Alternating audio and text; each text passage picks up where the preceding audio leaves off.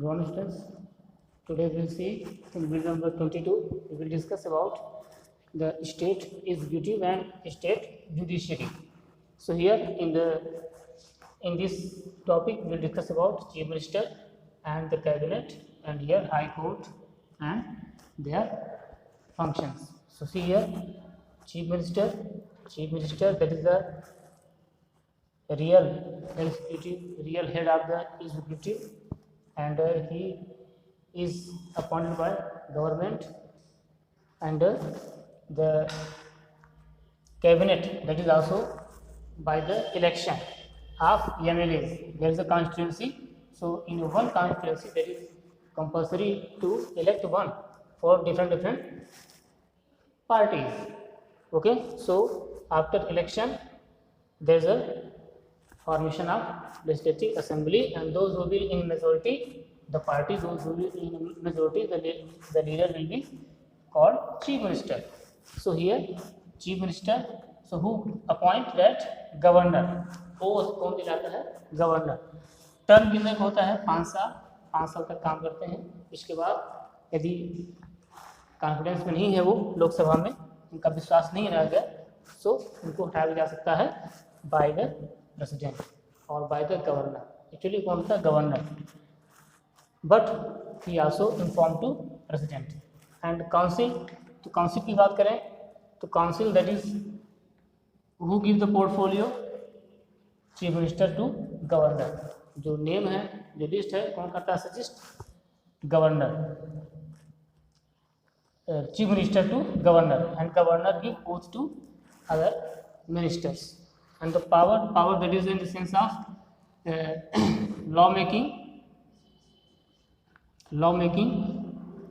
पहला पावर जो राज्य का कानून होगा कौन बनाएगा, chief minister, who is the leader of legislative assembly and other members. And financial power to in the sense of budget, and the collective responsibility means इनकी collective responsibility होती है. यदि चीफ मिनिस्टर रिजाइन करेगा तो पूरे cabinet को resign करना पड़ेगा, या चीफ मिनिस्टर किसी भी कैबिनेट मेंबर से रिजाइन मांग सकता है, और बट उसको अप्रूव कौन करेगा, government. So we will see here in detail in the video, reference video I will send you. Then it is the basic features. सबसे पहले आते हैं चीफ मिनिस्टर के अपॉइंटमेंट में.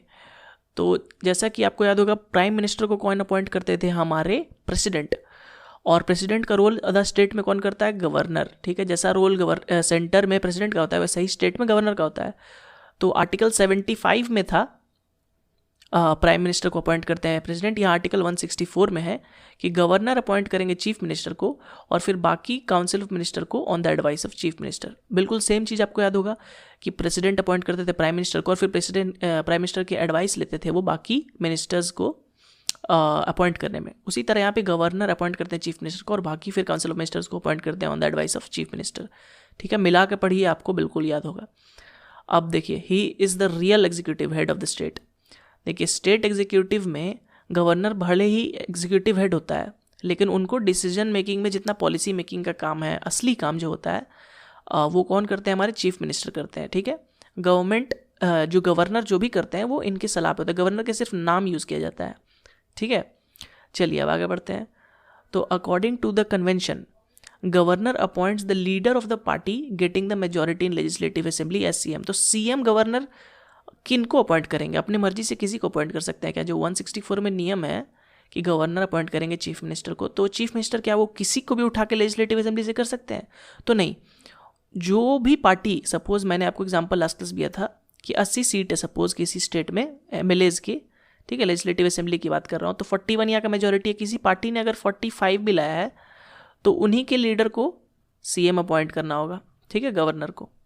और हाँ, अगर ऐसा केस आता है कि कोई श्योरिटी किसी ने भी मेजॉरिटी नहीं लाया, ठीक है, if no party gets the majority, तब वहाँ पे गवर्नर अपना डिस्क्रिशन, याद करिए हमने लास्ट क्लास में डिस्क्रिशनरी पावर यूज़ किया था, पढ़ा था गवर्नर के बारे में, तो अपने डिस्क्रिशन करके किसी को भी सीएम ला सकते हैं. तीनों पार्टी में से किसी के भी लीडर को बना देंगे. सपोज यहाँ 3 या 4 पार्टी को 20-20, 25-25 सीट मिला, तो वहाँ किसी को भी बनाया जा सकता है.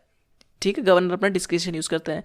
लेकिन अब ये कुछ भी हो, या तो मेजॉरिटी वाले को बनाए या फिर वो अपने डिस्क्रिप्शन पे बनाए, उसे within some period of time, ठीक है, अपना जो कॉन्फिडेंस है वो हाउस में प्रूव करना होगा, लेजिस्लेटिव असेंबली में दिखाना होगा कि मेरे पास 80 से ज़्यादा, 80 के जो हाफ है यानी 41 मिनिमम इस केस में, तो हाफ से ज़्यादा मेरे पास कॉन्फिडेंस है, हाफ से ज़्यादा लोग मेरे पे भरोसा रखते हैं, ठीक है। तो कॉन्फिडेंस मोशन में उन्हें पास होकर निकलना होगा, ठीक है, तभी वो चीफ मिनिस्टर बने रह सकते हैं या फिर गवर्नमेंट बने रह सकेगा, ठीक है, काउंसिल ऑफ मिनिस्टर्स।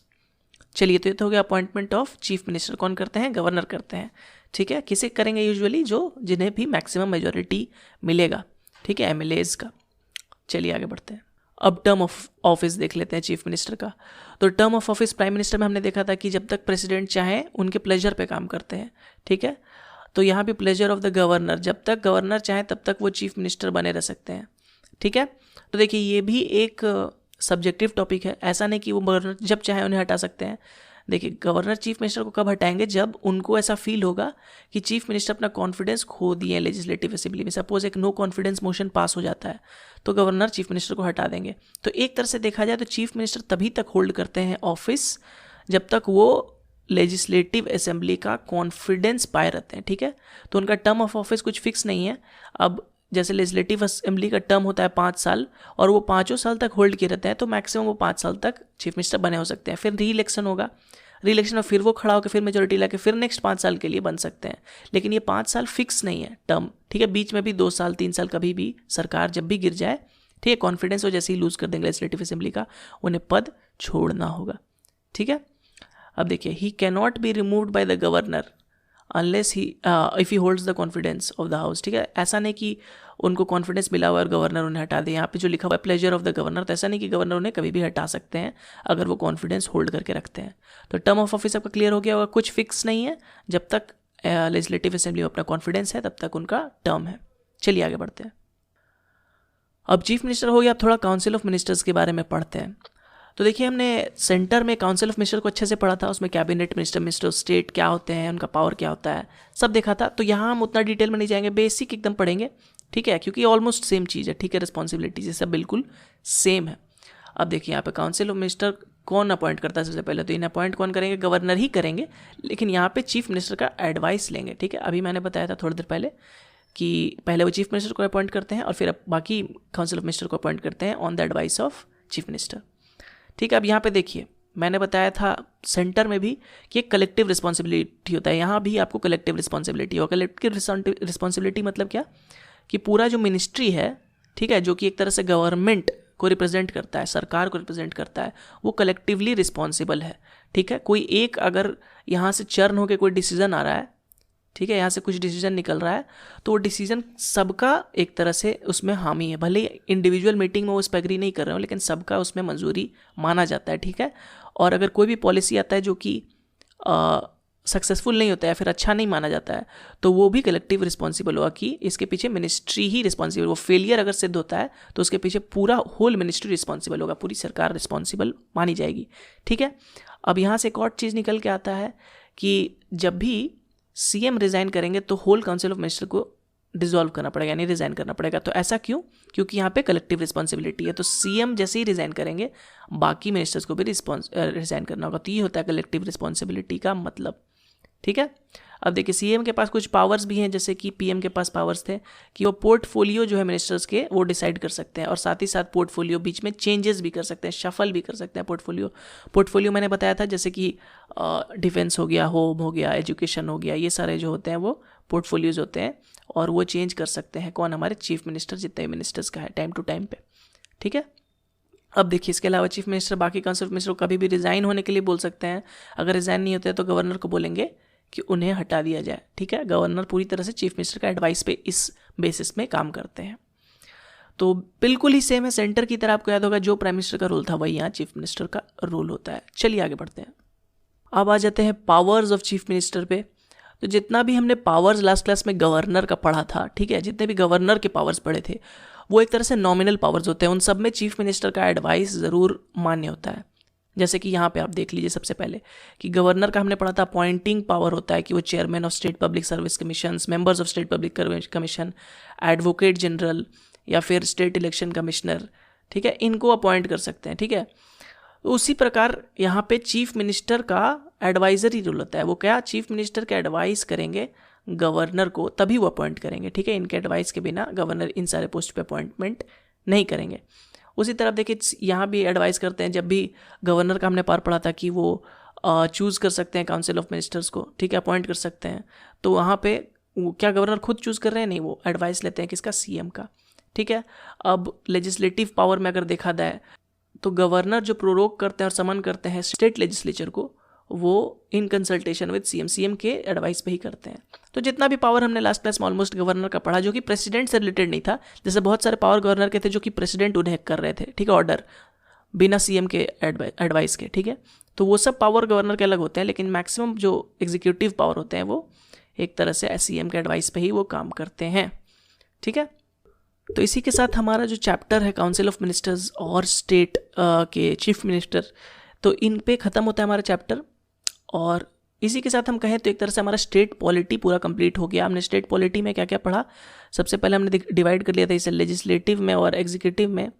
और लेजिस्लेटिव में हमने पढ़ा था लेजिस्लेटिव असेंबली, लेजिस्लेटिव काउंसिल और गवर्नर के बारे में। फिर एग्जीक्यूटिव में भी हमने गवर्नर को पढ़ा और फिर अभी पढ़ा चीफ मिनिस्टर और काउंसिल ऑफ मिनिस्टर के बारे में, ठीक है। इसके अलावा हमने बताया था कि स्टेट एग्जीक्यूटिव के एक इंटीग्रल पार्ट एक और आदमी होता है, और वो होते हैं कौन, हमारे एडवोकेट जनरल। तो एडवोकेट जनरल के बारे में ज़्यादा नहीं जानना है, ठीक है, बस इनका आर्टिकल में मैं आपको बता दूंगा कि किस आर्टिकल में एडवोकेट जनरल के बारे में दिया हुआ है। Now see, judiciary that is supreme justice provided institution in state में सबसे बड़ी होती है जो हाई कोर्ट है, law making sorry to provide justice. अब देखिए इसमें जो फैक्ट्स हैं, तो सबसे पहले जो हाई कोर्ट हुआ था इस्टेब्लिश दैट इज इन कलकत्ता में, कब, 1862। फिर बम्बई और मद्रास सेम ईयर में बने, लेकिन सबसे पहले कौन सा बना, कलकत्ता का। इसके बाद जो अभी जो बने हाल में वो हैं मेघालय, मणिपुर एंड त्रिपुरा, कब, 2013 में। अब जो इनका कंपोजिशन है, मीन्स हाई कोर्ट कितने जजेस से मिलकर बनता है, तो 30+1 मीन्स 30 जजेस, और एक होगा chief justice of high court. तो chief justice of high court का अपॉइंटमेंट कौन करता है, प्रेसिडेंट। लेकिन प्रेसिडेंट किसी को भी उठा के नहीं कर सकता अपॉइंट, इसके लिए उसको चीफ जस्टिस ऑफ इंडिया और गवर्नर ऑफ द स्टेट से सलाह लेता है और फिर जाके उसको अपॉइंटमेंट देता है।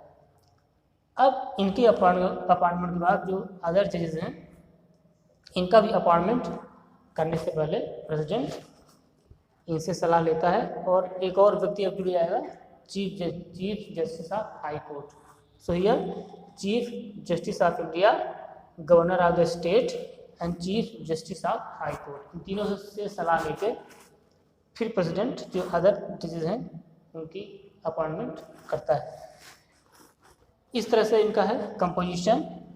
इनका जो अपॉइंटमेंट है कौन करेगा, प्रेसिडेंट, ओके। अब देखिए टर्म की बात करें तो होता है 62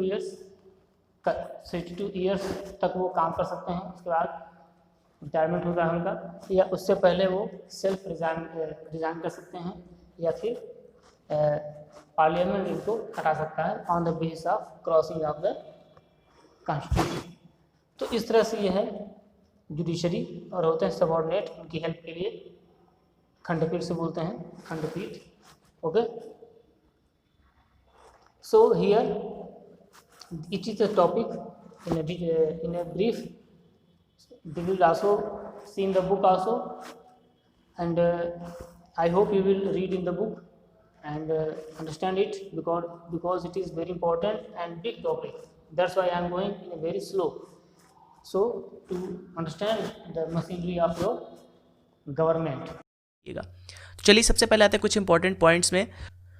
तो चलिए पढ़ते हैं कुछ इंपॉर्टेंट पॉइंट्स हाईकोर्ट से रिलेटेड। तो हाई कोर्ट जब बना था तो सबसे फर्स्ट हाई कोर्ट कौन सा बना था?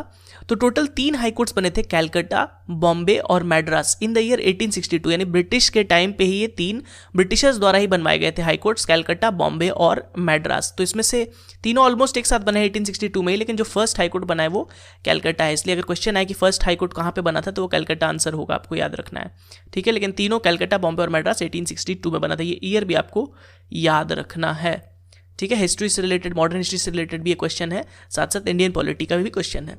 तो ये तो हो गया फर्स्ट हाई कोर्ट के बारे में। अब बात करते हैं कितने हाई कोर्ट्स है। अभी मैंने बताया आपको 24 हाई कोर्ट्स है टोटल, जितने भी इंडियन टेरिटरी में है, ठीक है। 29 स्टेट्स और जितने भी यूनियन टेरिटरी है सबको मिला देंगे तो 24 हाई कोर्ट्स बनेंगे, ठीक है। इसमें से देखिए अभी रीसेंट 3 हाई कोर्ट्स बने थे, पहले 21 ही हाई कोर्ट्स थे, लेकिन रीसेंट फिर मेघालय, मणिपुर और त्रिपुरा के 3 हाई कोर्ट्स बने थे 2013 में, ठीक है। तो उसी के साथ ये 24 नंबर ऑफ हाई कोर्ट्स हो गया था। उससे पहले ये 21 नंबर ऑफ हाई कोर्ट्स था। और ये जो तीनों था, ये तीनों गुवाहाटी हाई कोर्ट के अंदर, यानी आसाम के गुवाहाटी हाई कोर्ट के अंदर आता था। तो गुवाहाटी में अभी भी 4 स्टेट्स का टोटल हाई कोर्ट है। एक तो आसाम हो गया, दूसरा अरुणाचल प्रदेश हो गया, फिर एक हो गया मिजोरम और एक नागालैंड, ठीक है। तो पहले 7 नॉर्थ ईस्टर्न स्टेट्स का गुवाहाटी हाई कोर्ट हुआ करता था, लेकिन अब 3 का अलग बना दिया गया इन द ईयर 2013 के मार्च में ये बनाया गया था। और उसके बाद से total number of high courts हो गए थे 24। तो अभी आपको बस याद रखना है क्या, कितने नंबर ऑफ हाई कोर्ट्स है? 24। फर्स्ट हाई कोर्ट कौन सा था? कैलकाटा। और ये कैलकाटा, बॉम्बे और मैड्रास तीनों बने थे 1862 में। अब एक और चीज़ आप याद रखिए कि दिल्ली का अपना हाई कोर्ट है, ठीक है। दिल्ली एकमात्र ऐसा यूनियन टेरिटरी है जिसका अपना हाई कोर्ट है। तो इस 24 में एक दिल्ली हाई कोर्ट भी आता है। 23 स्टेट्स के लिए है और एक दिल्ली यूनियन टेरिटरी के लिए है। तो चलिए, ये तो हो गया कुछ इंपॉर्टेंट पॉइंट्स। अब आगे बढ़ते हैं। अब देखते हैं कॉम्पोजिशन ऑफ हाई कोर्ट्स और उनका अपॉइंटमेंट कौन करता है, ठीक है। तो कॉम्पोजिशन में जिस प्रकार हमने सुप्रीम कोर्ट का पढ़ा था कि फिक्स्ड नंबर ऑफ जजेस होते हैं, एक चीफ जस्टिस ऑफ इंडिया होते हैं प्लस 30 अदर जजेस होते हैं, ठीक है। 30 अदर जजेस होते हैं। लेकिन यहाँ पे भी देखिए एक chief justice of high court होंगे और कुछ अदर जजेस होंगे, लेकिन जो सम अदर जजेस है इसका नंबर फिक्स नहीं किया गया कॉन्स्टिट्यूशन में, ठीक है। नंबर फिक्स नहीं किया गया कॉन्स्टिट्यूशन में, और ये किसके डिस्क्रिप्शन पे छोड़ा गया? प्रेसिडेंट के।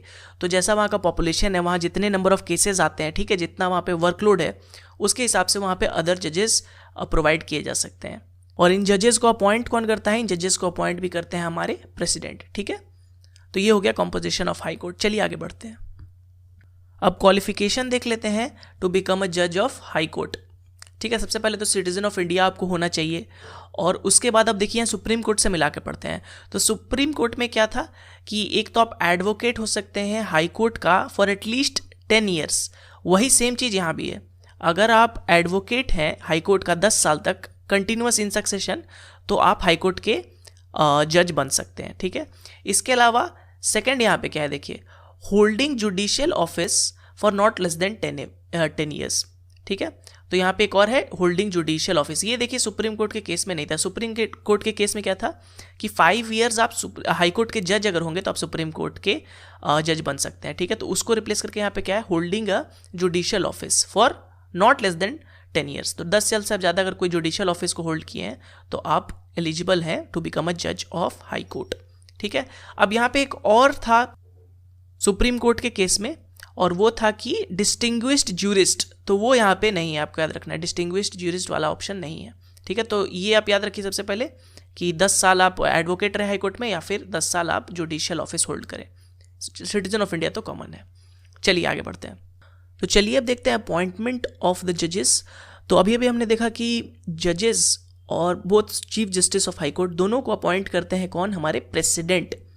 और ये जो प्रेसिडेंट है ये सिर्फ अपॉइंट करते हैं, इनका सिलेक्शन का काम नहीं है, ठीक है। हमने सुप्रीम कोर्ट के समय भी देखा था कि अपॉइंट वो करते हैं, सिलेक्शन असल में कोलिजियम करती है, ठीक है। तो प्रेसिडेंट एक तरह से रिकमेंडेशन पे काम करते हैं। अब देखिए अगर chief justice of high court को हमें सिलेक्ट करना है तो हम कैसे करेंगे? तो प्रेसिडेंट किस किस की सलाह लेंगे यहाँ पे?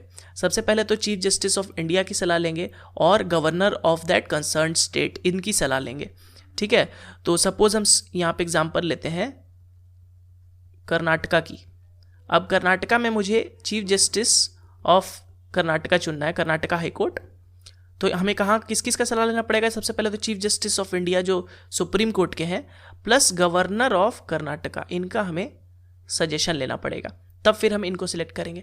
अब देखिए जब अदर जजेस की बात हो रही है, ठीक है, व्हेन सिलेक्टिंग द अदर जजेस ऑफ हाई कोर्ट, अब कर्नाटका के जो बाकी जजेस हैं उन्हें हमें सिलेक्ट करना है, ठीक है। तो इसमें हमें किस किस का सलाह लेना पड़ेगा, chief justice plus governor plus chief justice of high court, मतलब जो उस स्टेट में हाई कोर्ट है उनका भी सलाह लेना पड़ेगा, ठीक है, एक एक्स्ट्रा यहाँ पे जुड़ जाते हैं। तो ये हुआ अपॉइंटमेंट ऑफ जजेस कैसे होता है। नेक्स्ट आते हैं ओथ पे। तो ओथ, अब देखिए चीफ जस्टिस और जजेस सब एक ही आदमी के सामने ओथ लेते हैं, और वो क्या, गवर्नर ऑफ दैट स्टेट। यहाँ देखिए थोड़ा सा डिफरेंट है, ठीक है। जो हाई कोर्ट, ये सुप्रीम कोर्ट के केस में सब क्या होता था, प्रेसिडेंट के सामने लेते थे, ठीक है, सब कुछ प्रेसिडेंट, अपॉइंटमेंट भी प्रेसिडेंट, ओथ भी प्रेसिडेंट, रिमूवल भी प्रेसिडेंट। लेकिन यहाँ पे आपको हाई कोर्ट में आपको ध्यान देना है कि देखिए जो आपका अपॉइंटमेंट हो रहा है वो कर रहे हैं प्रेसिडेंट, ठीक है। इसके अलावा आपका रिमूवल जो करेंगे, अभी थोड़ी देर में हम बात देखेंगे, वो भी करेंगे प्रेसिडेंट। लेकिन यहाँ ओथ जो होगा वो किनके सामने लेंगे, वो लेंगे गवर्नर के सामने। तो यहाँ पे ये डिफरेंस आपको याद रखना है, यहाँ पे थोड़ा एक्सेप्शन आ रहा है इसलिए आपको याद रखना है। चलिए आगे बढ़ते हैं। अब देखते हैं टर्म ऑफ ऑफिस। तो बिल्कुल सिमिलर है ये सुप्रीम कोर्ट के टर्म से, बस यहाँ पे जो एज है, रिटायरमेंट एज, वो डिफरेंस हो जाता है, ठीक है। तो अ जज of high court holds his office until he attains the age of 62 years, ठीक है। तो जब तक वो 62 साल के नहीं हो जाते वो होल्ड करते हैं ऑफिस, 62 पे वो रिटायर हो जाते हैं, ठीक है। तो अगर हो सकता है वो 42 पे ज्वाइन कर लिए तो उनका जो टर्म ऑफ ऑफिस हो जाएगा वो 20 साल का हो जाएगा, ठीक है। और 60 पे ज्वाइन किए तो 2 साल का होगा। तो यही है कि 62 इनका एक तरह से रिटायरमेंट एज होता है। अब देखिए, अब ये पहले छोड़ना चाहते हैं 62 से पहले तो ये सिंपल रेजिग्नेशन लिख सकते हैं प्रेसिडेंट को, बिल्कुल सिमिलर यहाँ पे सुप्रीम कोर्ट की तरह, ठीक है। सुप्रीम कोर्ट के जज भी प्रेसिडेंट को लिखकर रिजाइन कर सकते थे, हाई कोर्ट के जज भी सुप्रीम प्रेसिडेंट को लिखकर रिजाइन कर सकते हैं। अब देखिए इनको रिमूवल का जो प्रोसेस है वो बिल्कुल ही सेम है सुप्रीम कोर्ट के जज जैसा, बिल्कुल सेम, ठीक है। अगर आपने पढ़ा है सुप्रीम कोर्ट का जज का लास्ट क्लास में मेरा, तो आपको ये पढ़ने की बिल्कुल ज़रूरत नहीं, एकदम सेम है, ठीक है।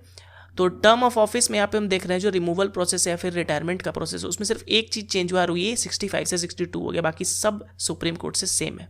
अब देखिए सुप्रीम कोर्ट के जज जो थे वो रिटायरमेंट के बाद प्रैक्टिस कहीं नहीं कर सकते थे, क्योंकि वो तो पहले से एपेक्स कोर्ट पे थे, सबसे ऊपर कोर्ट में के जज थे वो, तो वो रिटायर होने के बाद कहीं भी प्रैक्टिस नहीं कर सकते। लेकिन हाई कोर्ट जो है, हाई कोर्ट में अगर आप जज हैं तो अगर आप रिटायर होते हैं तो आप सुप्रीम कोर्ट में प्रैक्टिस कर सकते हैं, ठीक है, क्योंकि ये इसके ऊपर आता है। साथ ही साथ आप उन हाई कोर्ट में भी प्रैक्टिस कर सकते हैं जहाँ पे आपने जज का भूमिका नहीं अदा की है, ठीक है। तो सपोज़ आप का ट्रांसफ़र होता है 2-3 बार आपके टर्म में, ठीक है, और आपने 3 स्टेट का, सपोज़ आपने महाराष्ट्र, मध्य प्रदेश और झारखंड में आपने हाई कोर्ट में एक तरह से जज के रूप में अपना रोल अदा किया है। तो इसके अलावा जितने भी 21 हाई कोर्ट्स हैं वहाँ पे आप प्रैक्टिस कर सकते हैं, मतलब आप लॉयर की तरह काम कर सकते हैं। उसके अलावा आप सुप्रीम कोर्ट में भी लॉयर की तरह काम कर सकते हैं, ठीक है। तो यहाँ भी एक हल्का डिफरेंस आया है सुप्रीम कोर्ट से। सुप्रीम कोर्ट के आप रिटायर होने के बाद कहीं काम नहीं कर सकते, एज अ लॉयर आप प्रैक्टिस नहीं कर सकते, जबकि हाई कोर्ट के जज में आप 2 केस में प्रैक्टिस कर सकते हैं, एक तो उन हाई कोर्ट में जहाँ पे आप नहीं जज बने हैं, और एक सुप्रीम कोर्ट में। तो उम्मीद करता हूँ आपको ये समझ में आ गया होगा। चलिए आगे बढ़ते हैं। अब जैसे मैंने बताया कि process of removal of high court जज बिल्कुल सेम है सुप्रीम कोर्ट के जज जैसा, एकदम सेम, ठीक है। एक मोशन लाना पड़ता है और ये किसी भी हाउस में लाया जा सकता है, ठीक है। इसमें भी 100 मेंबर्स ऑफ लोकसभा को पहले सपोर्ट करना है, अगर राज्यसभा में इंट्रोड्यूस हो रहा है तो 50 मेंबर्स को सपोर्ट करना है। फिर ये स्पीकर इसको रिजेक्ट कर सकता है, चेयरमैन अगर राज्यसभा में इंट्रोड्यूस हुआ है तो इसे रिजेक्ट कर सकता है, एक्सेप्ट कर सकता है। एक्सेप्ट होने के बाद इसे 3 मेंबर कमेटी, जिसमें 3 मेंबर होंगे, या तो चीफ जस्टिस या फिर कोई सुप्रीम कोर्ट का जज, या तो जज ऑफ हाई कोर्ट रहेगा एक और, सेकंड मेंबर, थर्ड मेंबर एक डिस्टिंग्विश्ड जूरिस्ट, ये 3 मेंबर इन्वेस्टिगेट करेंगे। और अगर प्रूफ हो जाता है कि ये इनकैपेसिटी या फिर मिसबिहेवियर का जो चार्ज है, मिसकंडक्ट का, ये सब में से कोई प्रूफ हो जाता है तो इनको फिर मोशन पास होगा। ये जो मोशन इंट्रोड्यूस हुआ ये फिर मोशन पास होगा, और ये स्पेशल मेजॉरिटी से पास होगा। अगर ये स्पेशल मेजॉरिटी से पास हो जाता है तो फिर प्रेसिडेंट इस पर साइन कर देंगे और इन्हें रिमूव कर दिया जाएगा, ठीक है। तो बिल्कुल सेम है सुप्रीम कोर्ट के जज जैसा। आपने अगर वो पढ़ा होगा तो आपको यहाँ पे कोई भी चेंजेस करने की ज़रूरत नहीं है, बिल्कुल सेम है हाई कोर्ट का सुप्रीम कोर्ट से, ठीक है। And in the next topic, in next video, we will discuss about third section, that is a local administration. So you read that last section. So I hope you will read it and understand it. Okay.